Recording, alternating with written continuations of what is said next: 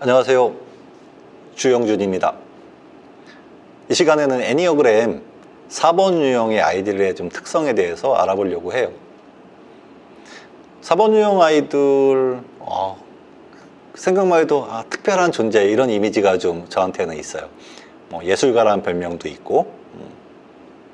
4번 유형 아이들은 앞에서도 말씀드렸듯이 2, 3, 4 같은 그 카테고리 범주 안에 들어가 있어요. 즉 가슴형이라는 거죠. 감정 중심. 이 감정이 아주 풍부해요. 4번 유형 아이들은.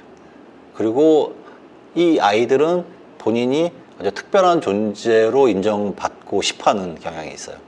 강점부터 좀 확인을 해보면 말씀드렸듯이 아주 감성이 풍부해요. 아주 감성이 풍부하기 때문에 굉장히 섬세하죠. 이런 것 때문에 나오는 그 우리가 별칭이 예술가예요. 아주 섬세한, 예술가한테 가장 필요한, 그리고 창조적인 능력도 굉장히 강해요. 그런 반면 이런 감정의 섬세함 때문에 힘든 사람들이나 어떤 동물들에 대해서도 굉장히 많은 관심을 가지고 있어요. 4번 유형의 아이들은 그래서 이제 동물들한테도 많은 관심이 있어요. 지나가다가 이렇게 좀 힘든 사람을 봐도 그냥 쑥 넘어가기 좀 힘들고 이런 부분들도 있죠. 그리고 굉장히 직관이 발달되어 있어요. 그래서 상대방 마음을 싹 순간 파악할 때가 있어요. 그래서 그 친구들, 교우관계에서 친구들도 저 친구가 마음이 슬픈 것 같으면 가서 위로해주는, 지지해주고 이런 모습도 보여주고 있다라는 거죠. 반면에 이제 약점은 이런 섬세함 때문에 때로는 그 마음에 감정 기복이 되게 심할 때가 있어요. 그래서 굉장히 기분이 좋은 것 같아 쓰는데 어느 순간 헉 돌변하고, 감정과 너무 밀접하게 닿아 있어요. 그래서 어떨 때는 별거 아닌 것 같은데도 굉장히 과민 반응을 보일 때가 있다는 거죠. 그러니까 4번 유형의 성향을 잘 모르고 이해를 하지 못하면 얘가 갑자기 왜 이러지? 하고 옆에 사람이 당황스러울 수도 있어요. 우리 선생님들이나 특히 부모님들은 이런 부분들을 좀 캐치를 잘 하고 계셔야지 되겠죠. 굉장히 귀하고 소중한 존재를 다루듯이 4번 유형의 아이들을 대할 때는 그런 조심스러움도 좀 필요하다. 기분이 이렇게 왔다 갔다 하니까 옆에서 보기 이제 변덕스러울 때도 있죠. 막 좋아하다가 어느 순간 이럴 수도 있고. 그리고 때로는 어떤 자신감이 좀 부족한 모습도 나타나기도 하고, 그 일상적인 루틴도 좀 싫어해요. 단조로운 거. 왜냐하면 이제 창조성이 굉장히 강하다 보니까 뻔한 루틴이 좀 힘들죠. 너무 틀에 박혀 있는 거. 이런 게 힘든 유형들이 몇 개 있어요. 이유는 다르지만 어떤 4번에서도 거기에 나타나요. 그런 단조로움들이 좀 불편한 거죠. 이제 다양하게 친구들을 어릴 때 사귀는 것보다는 영혼의 단짝? 친한 사람들이 좀 있어요. 근데 항상 약간 시기와 질투 이런 것도 좀 있죠.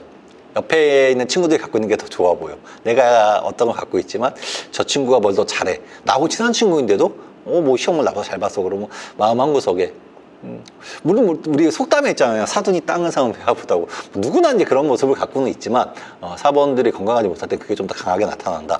이렇게 좀 생각하시면 좋을 것 같아요. 그래서 공부할 때도 본인이 관심 있는 거에 좀 집중을 해요. 내가 좋아야지 하죠. 누가 시킨다고 하는 것도 아니고. 그래서 본인 생각에 여기에 흥미가 좀 있어. 그러면 그런 쪽에 좀 관심이 있고, 또 의사 표현을 할 때 약간 이제 모든 4번 유형이 다 그렇지는 않아요.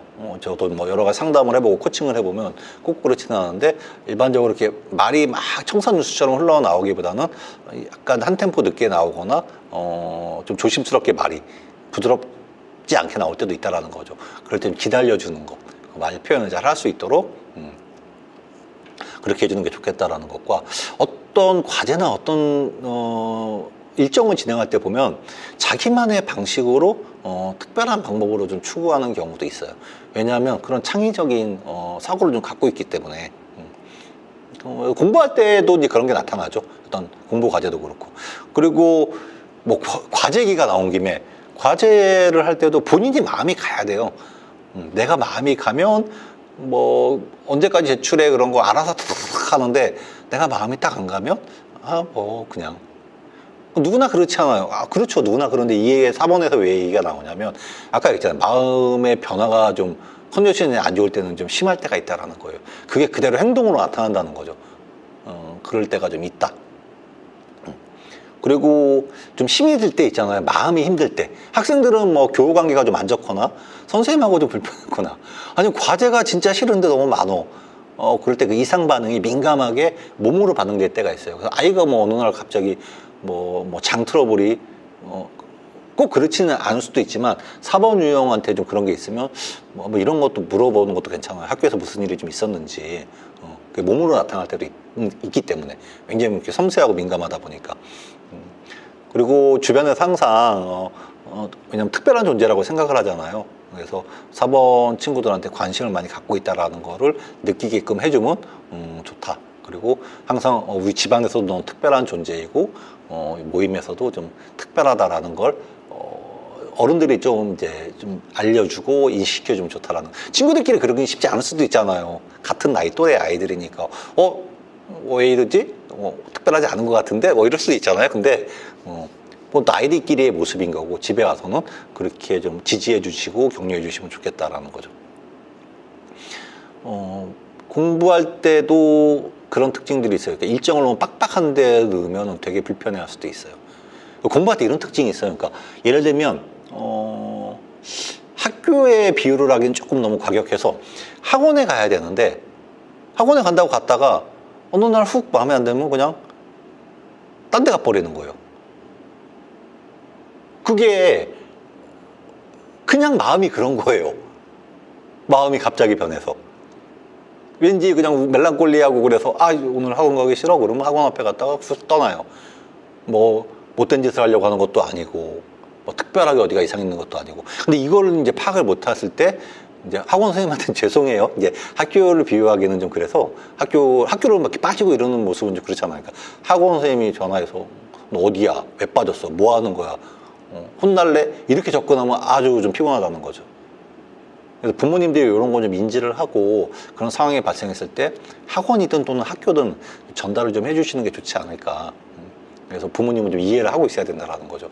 속은 상하고 아이하고의 온도 차이, 속도 차이는 좀 있을지언정 그런 일이 많이 생겨요. 실제로 부모님들 안다고 되는 게 아니기 때문에 그래도 좀 인식을 해주시면 좋겠다라는 말씀을 드려요.